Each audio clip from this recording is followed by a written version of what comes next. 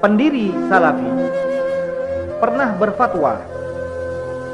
Jadi kalau kita lihat upaya ini apakah benar dari pendiri Wahabi atau ini hanya kesalahpahaman dari pengikut-pengikutnya. Alhamdulillah, seperti kemarin sudah kita jelaskan tentang hal-hal yang berkaitan dengan baginda Rasulullah, peninggalan-peninggalan, jejak baginda Rasulullah, hal-hal yang dikenakan oleh baginda Rasulullah, dan sempat kita singgung bahwa pada hari ini kita akan melihat bagaimana perhatian kerajaan Saudi Arabia terhadap peninggalan dan jejak baginda Rasulullah SAW. Nah, peninggalan dan jejak tersebut berada di kota Mekah dan kota Madinah pada umumnya, sehingga pada saat kita menjelaskan tentang peninggalan ini maka tidak akan terlepas dari kaitan pemerintahan di dalam menjaga dan melestarikannya.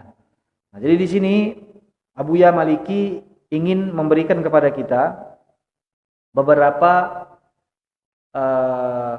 penjelasan di mana beliau memulainya dengan Allah Subhanahu wa taala telah memudahkan pemerintahan kita, maksud beliau pemerintahan Saudi Arabia, untuk memberikan perhatian khusus terhadap peninggalan-peninggalan dan jejak terutama yang berkaitan dengan baginda Rasulullah sallallahu alaihi wasallam. Karena kata beliau untuk menjaga hal-hal yang terkait dengan sejarah dan untuk menjaga kebudayaan, hal-hal yang berkaitan dengan Islam dan sejarah Islam, sehingga ada khusus dibuat satu kalau kita di sini cagar budaya itu ada khusus bagian apa? Bagian apa? Bukan, bagian orang-orang yang bertugas di dalam melestarikan, namanya apa deh? Nah, kalau dalam pendidikan ada Kementerian Pendidikan, kalau di dalam kebudayaan dan cagar lestari ini apa? Hah? Iya, cagar budaya. Hah? Itu, betul.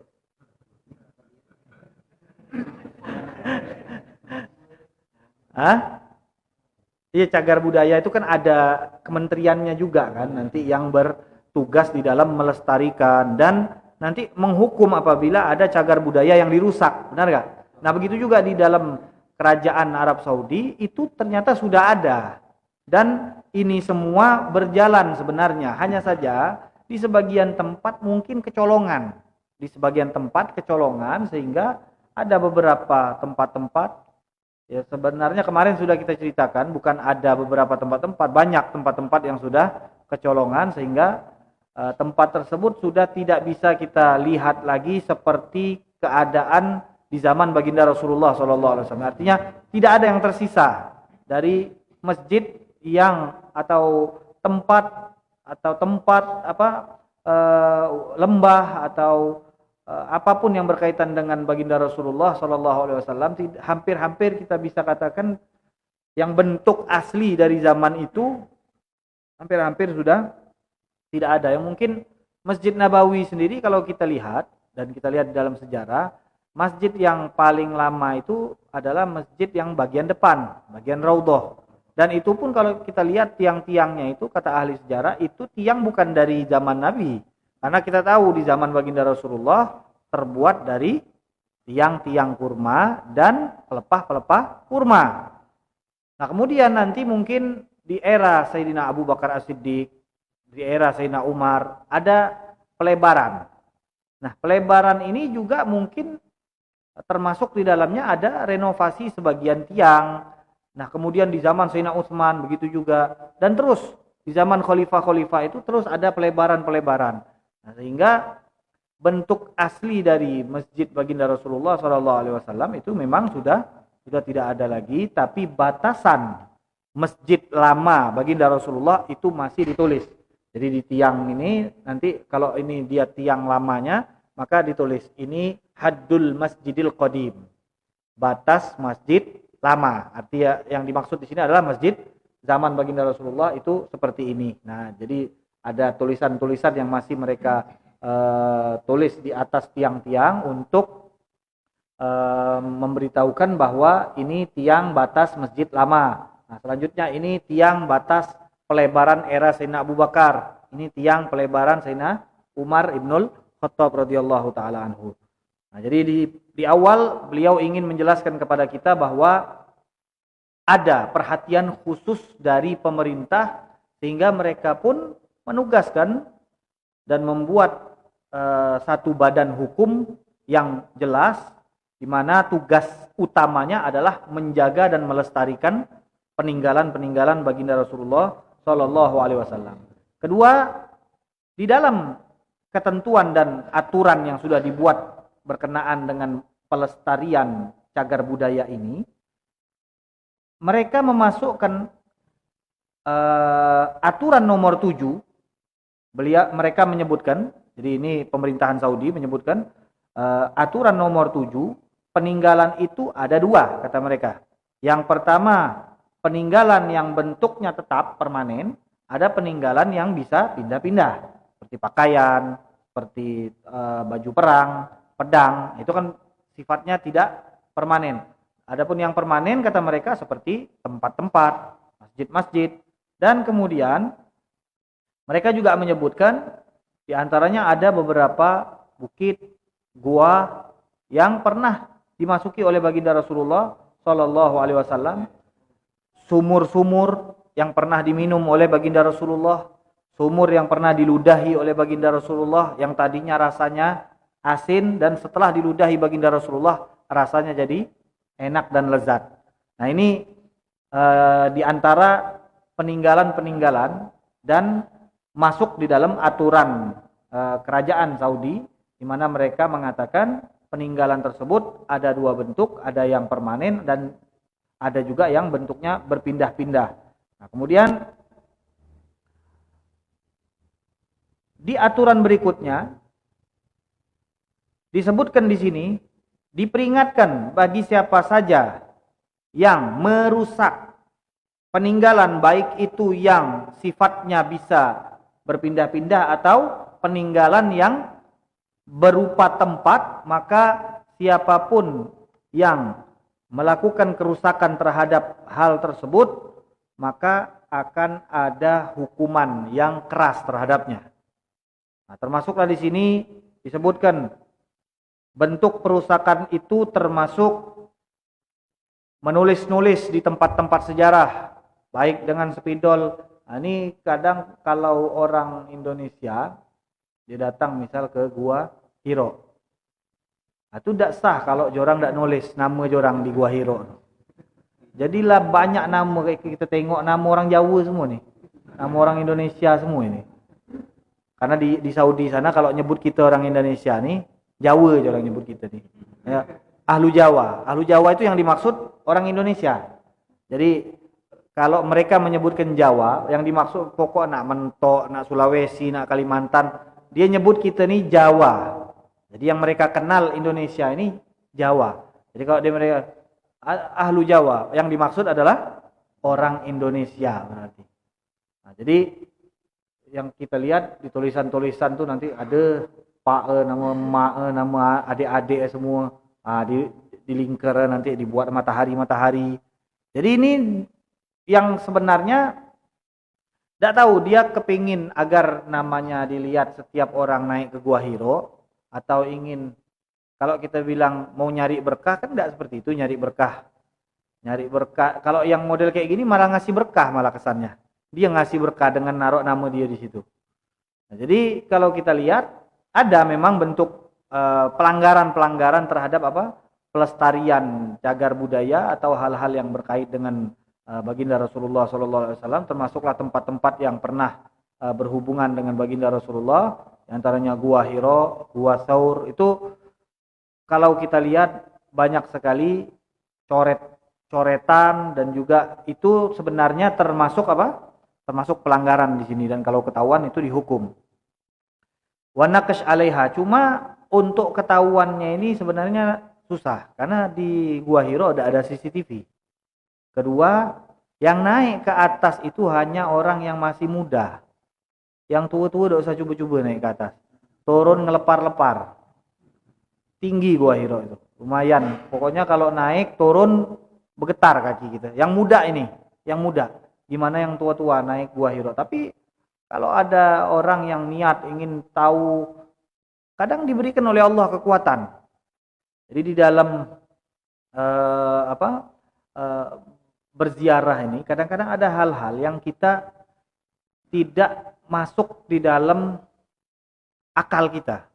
Ada orang sakit, pergi ziarah umroh, tahu-tahu sampai di sana dia berjalan, dia sehat walafiat, lupa macam-macam, tidak ada sakit sampai di sana. Nah, begitu juga pada saat naik Gua Hiro, kalau kita lihat nih ukuran orang nih, wah nih turun nih pacak di bopong pakai tandu jenazah nih. Kalau kita lihat, tapi subhanallah naik, turun selamat. Habis itu malamnya umroh lagi.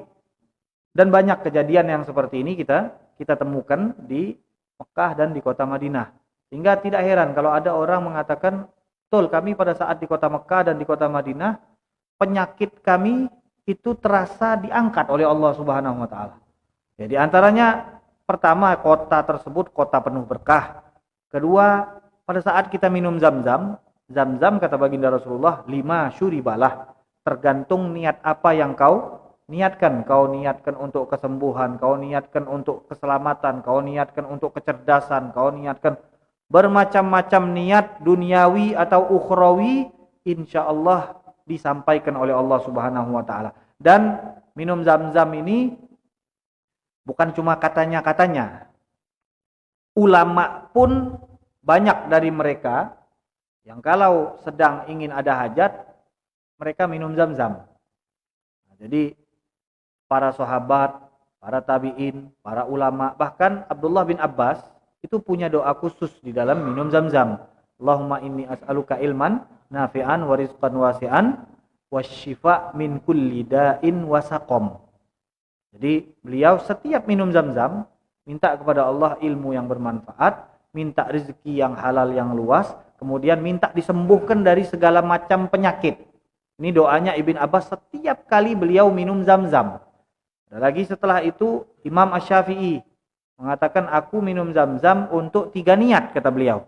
Jadi setiap beliau minum zam-zam, beliau meniatkan 3 hal. Yang pertama kata beliau, agar aku mendapatkan ilmu. Kemudian yang kedua kata beliau, aku ingin ahli di dalam berkuda. Kemudian yang ketiga beliau katakan, aku ingin ahli di dalam memanah. Dan diriwayatkan Imam Syafi'i kalau memanah ada target sasaran di depan, dia pegang 10 anak panah, maka tidak ada 1 anak panah pun yang meleset. Ini Imam Syafi'i. Jadi bukan saja terkenal dengan keilmuannya dan dikenal dengan ahli di dalam berkuda. Ini Imam Syafi'i. Dan berarti kalau kita lihat, Imam Syafi'i tidak hanya meminta urusan akhirat, tapi juga meminta urusan dunia. Di antara yang lain Imam As-Suyuti, pada saat dia minum, dia niat agar di dalam ilmu hadis seperti Imam Al-Hafidh Ibnu Hajar Al-Asqalani, dan di dalam ilmu fikih beliau berharap seperti seorang ulama Imam Al-Bulqini. Dan kata Imam Suyuti, aku rasa aku mendapatkan apa yang aku niatkan tersebut, karena ilmunya Imam Suyuti begitu luasnya sampai-sampai beliau mengatakan untuk urusan ilmu hadis di zaman ini itu tidak ada yang di atas aku, kata Imam Suyuti. Nah, jadi banyak dari ulama kita mengajarkan agar pada saat minum zam-zam itu benar-benar meniatkan, niat untuk kesehatan, niat untuk kecerdasan, niat untuk hafalan, niat untuk pemahaman terhadap agama.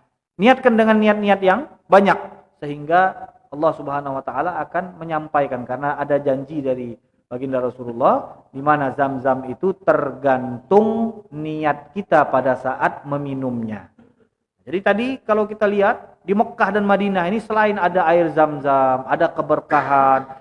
Mekah dan Madinah merupakan tempat di mana Allah mengkhususkan tempat tersebut diturunkan wahyunya Allah Subhanahu wa taala di tempat di Mekah dan di Madinah. Bagaimana mungkin tempat yang Allah khususkan untuk menurunkan wahyu, tempat tersebut tidak berkah?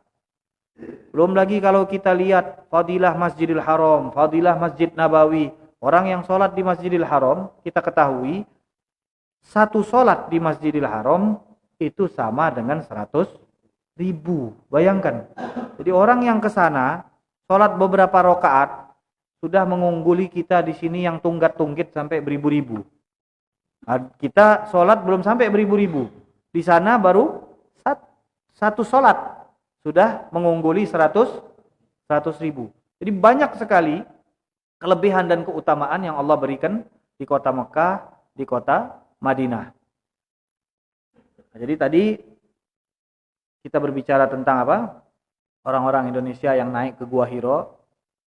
Tapi sekarang mungkin beberapa travel haji dan umroh mungkin meniadakan hal tersebut karena pertama itu memakan waktu, kedua tadi harus pilih-pilih orang, nggak semuanya bisa naik. Nah, begitu juga seperti apa? Mencium Hajarul Aswad. Kalau kita lihat, Hajarul Aswad ini dikelilingi oleh orang-orang yang tidak putus-putus.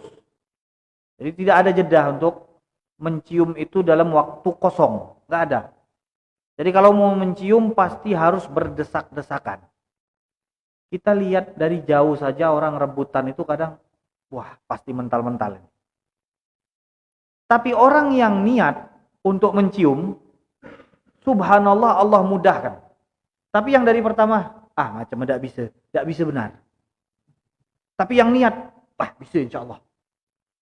Mencium, bisa. Nah, jadi di kota Mekah itu kita jangan pesimis, kita optimis.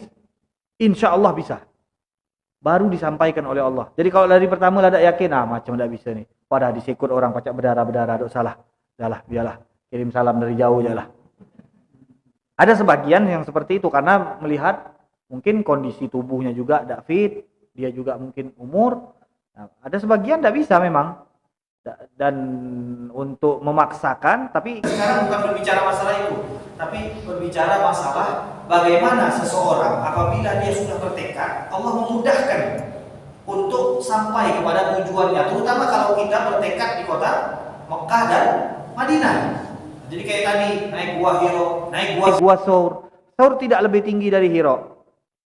Jalannya tidak terlalu nanjak. Kalau Hiro lebih nanjak, jadi lebih capek. Kalau Saur jalannya agak muter gini dan lebih lebih rendah daripada Gua Hiro. Tapi tetap capek juga. Untuk ukuran orang tua itu tidak dianjurkan sebenarnya. Nah, tapi kembali kepada ada orang bertekad. Banyak yang tua-tua naik ke atas.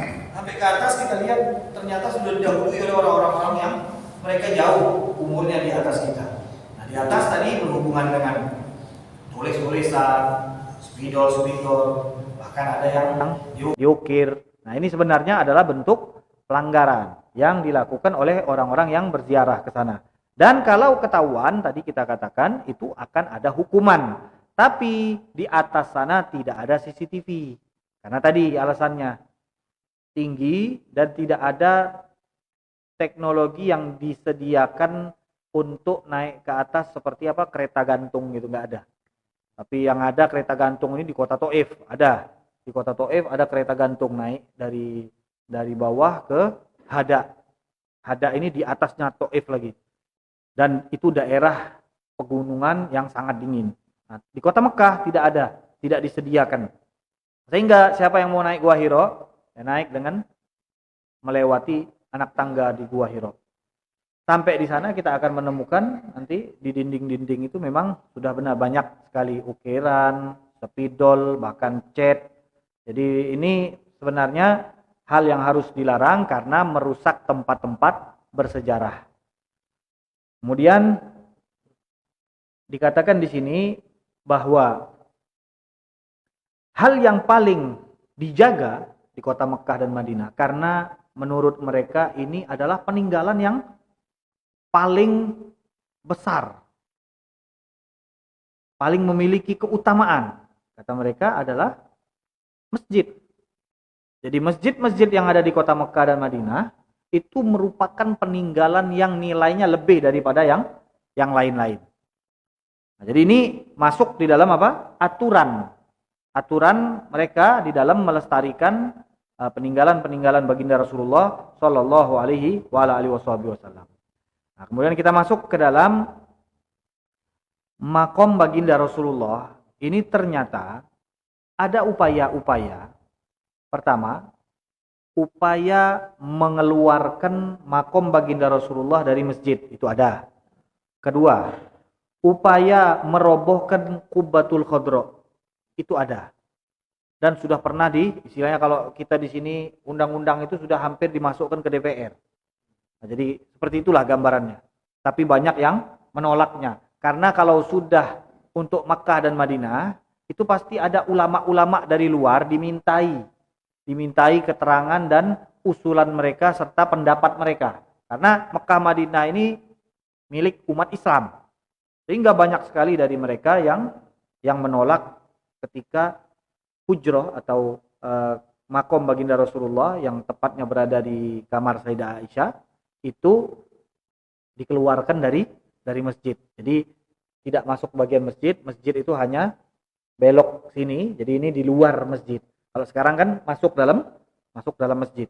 Nah, kemudian kata Buya Maliki, untungnya pada saat ada upaya untuk mengeluarkan makom Nabi dari masjid, ada raja yang bernama Raja Khalid bin Abdul Aziz. Beliau marah karena ada upaya ingin mengeluarkan makom baginda Rasulullah dari masjid. Dan kemudian beliau memarahi orang-orang yang mengusulkan hal tersebut. Dan kata Abu Yamaliki, waktu itu banyak dari orang-orang yang mengusulkan ini sebenarnya sampai sekarang masih hidup, kata beliau. Dan orang-orang yang mendengar kejadian tersebut pun sampai saat ini, kata beliau waktu itu banyak yang masih hidup. Dan mudah-mudahan, kata Buya, Raja Khalid ini karena beliau punya jasa besar terhadap umat Islam, di mana ada upaya ingin mengeluarkan makom Nabi dari masjid, dan beliau yang menghalaunya dan marah pada saat itu. Mudah-mudahan beliau mendapatkan syafaat baginda Rasulullah Shallallahu Alaihi Wasallam di hari kiamat. Dan begitu juga kata beliau, setelah Malik Khalid ada Malik Fahad. Malik Fahad juga begitu juga, tetap di dalam pendirian dan prinsip ayahnya dan orang raja sebelumnya, sehingga tidak dirubah. Masjid ini tetap meliputi makom baginda Rasulullah Shallallahu Alaihi Wasallam. Nah, sekarang apa hubungannya dengan pembahasan Salafi? Jadi pernah tadi saya katakan ada upaya untuk mengeluarkan makom baginda Rasulullah dari masjid. Kedua, merobohkan Qubbatul Khadra. Nah, di sini pendiri Salafi pernah berfatwa. Jadi kalau kita lihat upaya ini apakah benar dari pendiri Wahabi atau ini hanya kesalahpahaman dari pengikut-pengikutnya. Nah, kita baca di sini di mana beliau menyampaikan bahwa yang pertama, ada dua tempat beliau menyebutkan jawabannya terhadap beberapa tuduhan-tuduhan terhadapnya. Ada dua tempat, diantaranya satu surat yang beliau kirimkan ke orang Qasim, ke penduduk Qasim. Kedua, surat yang beliau kirimkan ke penduduk Irak. Jadi ada surat datang dari ulama-ulama Irak yang ingin klarifikasi dari Muhammad bin Abdul Wahab. Apa benar kau ingin menghancurkan Qubbatul Khadra, kubbah yang hijau atas makom baginda Rasulullah SAW? Apa benar kau ingin mengeluarkan makom baginda Rasulullah? Jadi ada 12 pertanyaan yang sangat masyhur yang dituduhkan kepada Muhammad. Ini sudah kita baca sebenarnya di awal, kita ulangi. Di antaranya, yang pertama, bahwa ada tuduhan di mana Muhammad bin Abdul Wahab. Tuduhan-tuduhan ini kalau kita lihat sampai sekarang orang Salafi masih berpegang teguh sama ini. Tuduhan-tuduhan ini. Tapi di dalam surat ini jelas-jelas Muhammad bin Abdul Wahab mengatakan, nanti jawabannya di akhir beliau katakan. Jadi tuduhan pertama, bahwa siapa saja dari para ulama atau orang awamnya sekaligus dari 600 ke atas itu semuanya agamanya nggak jelas. Kata siapa? Kata Muhammad Abdul Wahab. Yang kedua, Muhammad bin Abdul Wahab mengaku dirinya selevel dengan Imam Syafi'i, Hanafi, Maliki, Hambali. Dia mengaku. Muhammad Abdul Wahab ini kan kalau kita lihat tahun lahirnya, dia ini kan 1100-an Hijriyah. Berarti berapa ratus tahun? Sekitar 300 tahun yang lalu. Dia mengklaim bahwa dirinya sama dengan Imam Syafi'i yang hidup di tahun 150 Hijriyah. Ilmunya sama dengan Imam Syafi'i, ilmunya sama dengan Imam Hanafi, ilmunya sama dengan Hambali dan Maliki. Jadi ini salah satu tuduhan kepadanya. Jadi sudah dua tadi. Yang ketiga, dia mengaku dia tidak mengikuti ulama manapun. Jadi hukum yang dia dapatkan itu benar-benar dari pemahamannya terhadap Al-Quran dan Sunnah langsung. Dia tidak ngikut ulama manapun. Ketiga, dia mengatakan, para ulama mengatakan perbedaan pendapat antara ulama itu rahmat, sehingga umat ini bisa memilih ada yang berat, ada yang ringan. Yang tidak bisa melakukan yang berat, dia bisa pindah melakukan yang ringan. Yang penting jangan sengaja nyari cuma yang ringan-ringan. Nah ini yang tidak boleh. Itu namanya tatabbu'ur rukhas, sengaja mencari yang ringan-ringan. Itu yang tidak boleh. Jadi perbedaan pendapat antara ulama itu kita sikapi dengan bijaksana. Kemudian di sini Muhammad bin Abdul Wahab mengatakan perbedaan di antara ulama itu nikmah, celaka, bukan rahmat. Kemudian tuduhan berikutnya, saya dituduh mengkafirkan siapa saja yang bertawassul kepada orang-orang soleh. Dan saya dituduh saya mengkafirkan Imam Al-Busiri.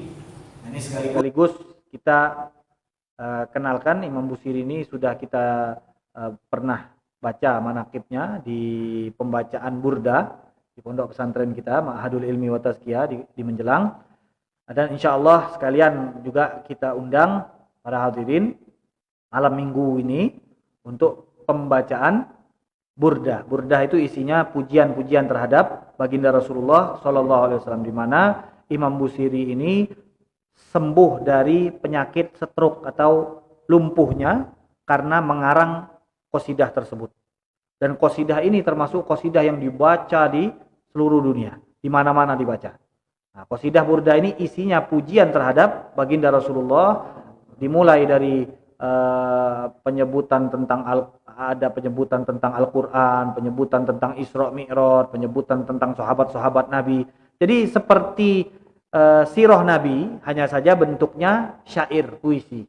Dan kata para ulama, burdah ini termasuk syair puisi yang luar biasa maknanya dan juga luar biasa sebab dikarangnya syair puisi burdah ini sendiri tadi, di mana Imam Al-Busiri ini sakit, lumpuh, tidak bisa berdiri, dan kemudian setelah dia mengarang ini, dia bernazar untuk mengarang qasidah ini, dan kemudian Allah memberikan kesembuhan karena berkah dia mengarang qasidah burda tersebut, sehingga qasidah burda ini dibaca di mana-mana.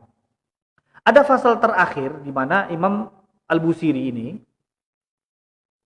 mengatakan, ya akramal khalqi ma li man aludhu bihi siwaka indal hululil hadithil amimi. Wahai makhluk yang paling mulia, tidak ada tempat aku berlindung kecuali kepadamu. Nah, perkataan ini akhirnya jadi masalah. Karena kita pada saat mengatakan berlindung kepadamu, itu kata-kata berlindung biasanya digunakan untuk kepada Allah. Sehingga orang-orang salafi langsung mengklaim bahwa siapa saja yang membaca Al-Busiri ini, maka sudah syirik karena menganggap Nabi sebagai Tuhan. Tapi ternyata kalau orang Islam menyebutkan hal-hal yang seperti ini. Dan dia menyebutkannya tanpa meyakini bahwa Rasulullah adalah pemberi atau pencegah secara hakikat. Artinya Nabi hanya perantara. Kalau dia meyakini seperti ini, maka dia telah menjadikan Nabi sebagai wasilah, bukan menjadikan Nabi sebagai Tuhan. Tapi bila mana dia meyakini Nabilah pemberi secara hakikat, tidak ada kaitan dengan Allah Subhanahu wa taala, maka di sini orang tersebut sudah menduakan Allah Subhanahu wa taala. Ternyata Nabi pun pernah menyebutkan hal yang sama terhadap siapa? Hamzah, kashiful kurba. Kata Nabi, Hamzah bin Abdul Muttalib yang merupakan paman beliau, kashiful kurba, merupakan manusia atau makhluk yang membukakan kesulitan-kesulitan. Yang membukakan kesulitan Allah apa manusia? Allah. Lalu apakah kau mau menyebutkan Nabi juga syirik? Yang menyebutkan bahasa Hamzah kashiful kurba itu baginda Rasulullah. Artinya Nabi pun pada saat mengatakan yang dimaksud Nabi Hamzah ini sebagai penyebab, sering membantu orang, melapangkan kesusahan orang, melapangkan kesulitan orang. Dia membantu orang lain. Bukan berarti Nabi meyakini bahwa Hamzah adalah Tuhan. Begitu juga hal yang sama ketika kita berlari kepada baginda Rasulullah, datang kepada baginda Rasulullah untuk minta tolong, minta bantu, minta doa. Sama. Jadi bukan hal yang dikategorikan menduakan Allah Subhanahu wa taala. Nah, ini perkataan Imam Busiri ini. Kata orang-orang Wahabi sampai sekarang mereka paling gak senang sama burda. Nah, makanya nanti kita tengok hari Minggu ini yang datang jangan-jangan. Jadi orang Wahabi paling gak senang dengan burda. Alasan mereka kenapa? Pasal terakhir ini mengandung kesyirikan. Jadi Muhammad bin Abdul Wahab dikatakan kepadanya bahwa aku ini dituduh, kata Muhammad bin Abdul Wahab, aku mengkafirkan Imam Busiri. Kemudian aku juga dituduh bahwa aku pernah mengucapkan, kalau seandainya aku bisa menghancurkan kubahnya baginda Rasulullah, maka aku akan menghancurkannya. Jadi aku pernah dituduh bahwa aku pernah mengucapkan kalimat ini. Kemudian aku juga pernah dituduh, aku pernah mengucapkan, jadi tuduhan ini ucapan Muhammad bin Abdul Wahab. Apa? Kalau aku bisa mengganti, ada pancuran di atas Ka'bah yang dari emas. Kalau aku bisa mengganti pancuran tersebut dengan kayu, maka aku akan ganti. Jadi aku dituduh aku pernah mengucapkan kalimat ini. Dan aku juga dituduh bahwa aku pernah mengharamkan ziarah baginda Rasulullah. Aku juga dituduh aku mengingkari siapa saja yang menziarahi kuburan ayahnya dan kuburan siapapun. Dan aku juga dituduh aku mengkafirkan siapa saja yang bersumpah dengan selain Allah. Dan aku juga dituduh bahwa aku mengkafirkan ulama Ibnul Khalid dan Ibnu Arabi, di ulama tasawuf. Jadi dikatakan bahwa Muhammad bin Abdul Wahab pernah mengkafirkan mereka. Kemudian ada tuduhan lagi, ada kitab Dalailul Khairat yang isinya adalah sholawat kepada baginda Rasulullah SAW. Nah, sholawatnya setebal ini, jadi isinya semuanya sholawat. Ada fasal tergantung hari-hari. Jadi sholawat yang dibaca hari Senin, sholawat yang dibaca hari Selasa, sholawat yang dibaca hari Rabu. Sholawat Dalailul Khairat ini juga termasuk sholawat yang dibenci oleh orang Salafi. Makanya di sini kata Muhammad bin Abdul Wahab, di antara tuduhan yang dituduhkan kepadaku, aku ingin membakar kitab Dalailul Khairat. Ada tuduhan seperti itu. Tapi ini tuduhan sampai sekarang orang-orang Wahabi tidak senang sama Dalailul Khairat. Jangan Dalailul Khairat. Kalau kita misalkan sholawat, Allahumma sholli ala sayyidina Muhammad sholatan kamilatan salim salaman tamat, atau tibil qulub, atau sholawat Fatih lima ughliq wal khatim lima sabaq, atau sholawat yang lain. Sholawat pokoknya yang lain selain sholawat Ibrahimiyah atau sholawat Allahumma sholli ala Muhammad wa ala ali Muhammad, selain sholawat ini kata mereka, maka itu sholawat bid'ah. Terutama sholatan kaniatan itu sholawat syirik. Ada orang sholawat syirik. Tidak pikirlah orang sholawat syirik. Saya ngomong apa? Jadi di antara yang mereka pegang sampai sekarang, di antaranya itu tadi, mereka sangat membenci Dalailul Khairat. Kemudian kitab Raudhur Rayyahin, dan dia ganti Raudhur Rayyahin, kebun tanaman yang wewangian, taman yang isinya tanaman-tanaman yang wangi-wangi. Jadi nama kitabnya seperti itu, dan saya ganti nama kitab tersebut Raudhus Syayatin, taman setan-setan, kata dia. Jadi ini salah satu yang dituduhkan kepada saya. Dan jawabku atas itu semua, Subhanaka, maha suci Engkau ya Allah. Hada buhtanun adzim, ini benar-benar fitnah yang sangat besar. Artinya beliau menolak kalau dikatakan ini semua pendapat beliau. Beliau katakan, tegaskan bahwa semua ini tidak saya katakan. Artinya dia tidak mengatakan dirinya selevel Imam Syafi'i. Dia juga tidak mengatakan saya mengkafirkan Imam Busiri gara-gara mengatakan ya akramal khalqi. Juga saya tidak pernah mengatakan ingin merobohkan Kubah. Saya tidak pernah mengatakan saya ingin merobohkan pancuran di Ka'bah. Saya tidak pernah juga ingin membakar Dalailul Khairat, mengharamkan ziarah Nabi. Saya tidak pernah mengucapkan itu semua. Ini hanya fitnah, kata beliau. Nah, jadi di sini tadi ada surat untuk orang Qasim, surat juga untuk orang Iram. Dua-duanya kurang lebih isinya itu sama. Nah, jadi kata beliau, di sini beliau menjelaskan untuk Dalailul Khairat ini ada kesalahpahaman. Jadi saya bukan mengharamkan atau menganggap orang-orang yang bersolawat dengan solawat yang tidak diajarkan oleh Nabi, seperti Dalailul Khairat, itu kan isinya solawat. Tapi bukan sholawat Ibrahimiyah atau sholawat biasa Allahumma sholli ala Muhammad. Macam-macam bentuk sholawatnya. Kalau kita lihat di dalam sholawat tersebut, sholawatnya bukan dari Nabi, tapi dari para ulama. Maka ada pendapat mereka, orang Salafi mengatakan, pokoknya semua sholawat kalau bukan datang dari Nabi, maka itu bid'ah. Nah, kalau khusus sholawat nariyah, itu gak cuma bid'ah, syirik. Sholawat nariyah itu jangan setel di rumah, syirik. Sholawat macam mengeluarkan orang dari agama. Ini bahayanya sholawat. Jadi sholawat ini bahaya. Jadi orang nak sholawat itu takut. Kalau orang sudah mau sholawat takut, akhirnya apa? Bisa tidak dekat sama Nabi. Orang mau sholawat dia takut-takuti. Jangan, kalau sholawat banyak-banyak jangan. Ada tuntunan, mendingan sholat, mendingan ngaji, jangan banyak-banyak sholawat. Apalagi pakai tasbih dihitung 300, 400. Tidak ada zaman Nabi tasbih. Tidak ada zaman Nabi tasbih. Kalau mau bertasbih pakai biji kurma. Ada biji kurma di zaman Nabi.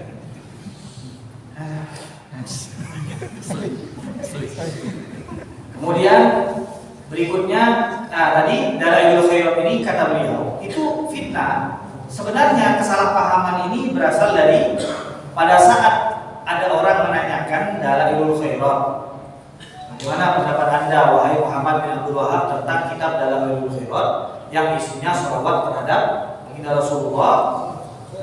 Dia mengatakan, saya menasihati kamu agar kamu tidak menganggap Dalailul Khairat itu lebih afdol daripada Al-Quran. Jangan sampai pada saat kamu membaca Dalailul Khairat, kamu hanya sibuk baca Dalailul Khairat, kamu lupa membaca Al-Quran, sehingga engkau lebih mengagungkan Dalailul Khairat dan tidak mengagungkan Al-Quran. Ini yang dikatakan Muhammad bin Abdul Wahab. Tapi kata orang-orang yang ikut dia, tidak boleh kamu sholawat. Kata Muhammad bin Abdul Wahab, tidak boleh bersolawat. Padahal Muhammad bin Abdul Wahab bukan melarang bersolawat, tapi jangan menganggap Dalailul Khairat itu lebih agung daripada Al-Quran. Jadi baca Dalailul Khairat, tapi jangan sampai porsi dalam ilmu khairat itu lebih banyak daripada membaca Al-Quran.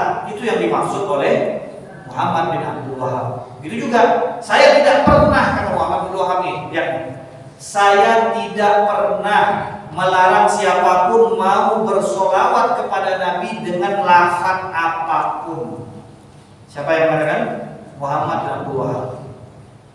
Kalau kita dengar sekarang, kalau kita buka habis nih, misal siapapun Ustaz Salafi kita buka habis nih mengenai sholawat nariyah atau sholawat lainnya, hukum membaca sholawat nariyah, kita buka Ustaz apa? Ada kawan yang belum Ustaz ada kawan yang dia. Kita sebut, kita tulis, kita tengok macam mana pendapat mereka tentang membaca sholawat selain sholawat Ibrahimiyah dan itu tadi. Tapi apa kata Muhammad bin Abdul Wahab? Ini pendiri dan qadai silah. Dia mengatakan apa? Dia bilang, saya tidak pernah mencegah siapapun ingin bersolawat dengan bentuk lafaz apapun. Jadi ini pendirinya mengatakan hal yang demikian, tapi banyak dari pengikut-pengikutnya yang masih tidak memahami dari apa yang dikatakan oleh pendirinya sendiri. Insyaallah besok nanti akan kita lanjutkan lagi, karena kitab ini insyaallah nanti juga akan kita khotamkan. Jadi nanti kita pilih tempat yang mungkin di Masjid Jami. Tapi kalau Masjid Jami ini masih kelamaan karena Senin ini sudah ada majelis. Nanti kita umumkan untuk khotaman, karena kita tinggal 5 lembar lagi. Jadi nanti kita akan umumkan khotaman kitab ini sekaligus kita memulai iftitah kitab baru lagi, ya. Kita sekalian iftitah dan ikhtitam. Nah, mudah-mudahan khotam dan cuma khotam dibarengi paham, ya. Kalau cuma khotam banyak kitab yang kita khotam, tapi belum tentu kita paham. Mudah-mudahan paling tidak kita dapat menyerap setiap hari itu ada ilmu yang kita dapat. Atau paling tidak kalau ada ilmu yang kita dapat, duduk dan kita berkumpul di sini sudah berkah, sudah dapat ampunan, sudah dapat rahmat. Malah ada usah untuk paham-paham mula-mula lagi lah, mula duduk jalan alhamdulillah. Kau bercakap ngayam, apa sih pak? Penting duduk. Itikaf di masjid, duduk bergabung sama orang-orang baik, insya Allah nanti juga akan dikumpulkan bersama. Amin. Ya Rabbana karabna li annana karabna wa annana